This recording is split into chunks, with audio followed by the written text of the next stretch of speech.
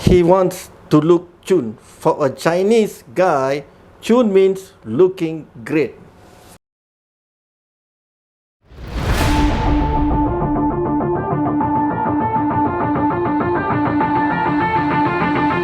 This is the design for his chun look. Very conservative. 1000 graft was placed in this design, filling up a bit of the frontal temple angle, slightly lowering down at the hairline and the anterior point, and coming to the frontal angle to the right. Again, we fill up here. So this is the irregularity here, and this is the irregularity on the left side.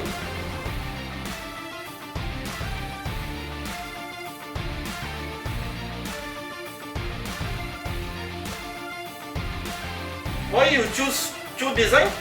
Cause more confidence and look great, looking better new trend for Chinese. Now it's June. Then I thank you, Prof. Dr. Jess G.